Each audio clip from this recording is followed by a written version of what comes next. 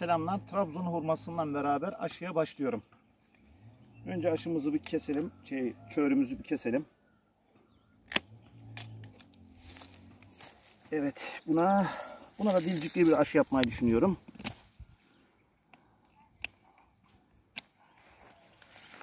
Evet, bu kalemleri Ocak ayında alıp buzdolabında uyuttuğumuz kalemler.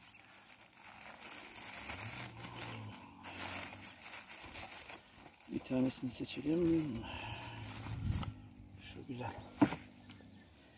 Evet. Bunu da.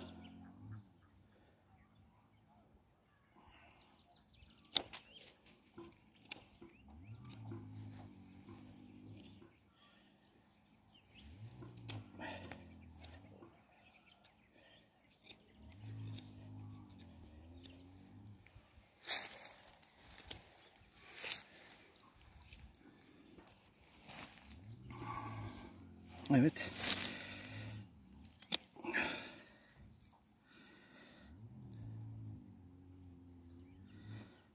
Aşımızı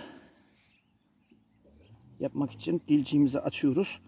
5'te 3'lük bölümün üzerinden, yani ortanın az üzerinden yarıyoruz çöğrümüzü. Kalemimizi de aynı şekilde yarıyoruz.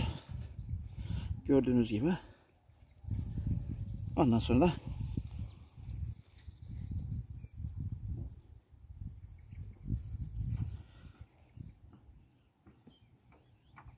öyle bağlıyoruz. Şimdi dilcikle aşı yaparken bir tarafının örtüşmesi yeterli. Bakınız.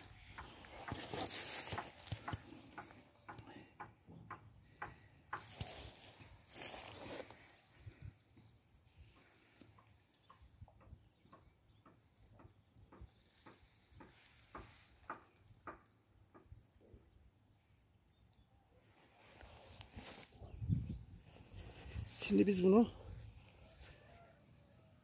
bir bezle sarıyoruz. Daha doğrusu sarmadan ziyade bant bağlıyoruz. Tabii ki aynı zamanda sarma oluyor. Bakınız. Bu şekilde güzel bir şekilde sarıyoruz. Sararken çok dikkat etmemiz gerekiyor. Çünkü aşı kaleminin oynamaması gerekiyor. Güzel bir şekilde sardığımız zaman da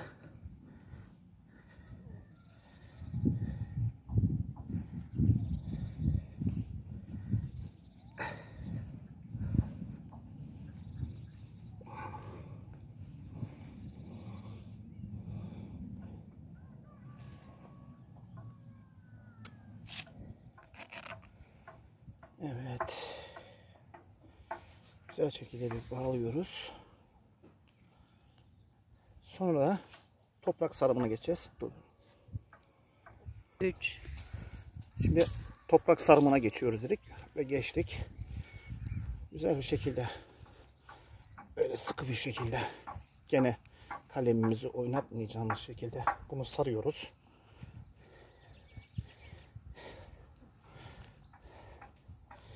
Sardığımız zaman da streç naylonumuzla beraber veya başka bir naylon da olabilir ama ben bunu tercih ediyorum. Çoğu aşıcı arkadaşlarımızın tercih ettiği gibi.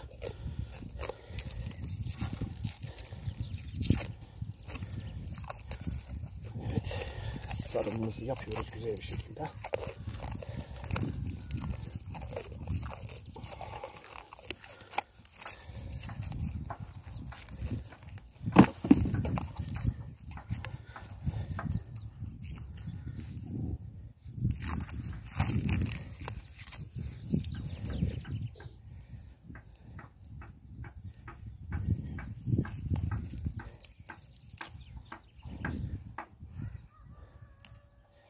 Evet.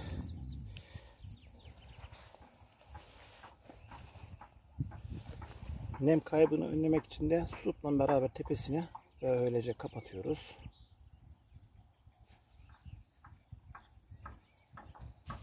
Ve bu aşımızı tamamlamış olduk.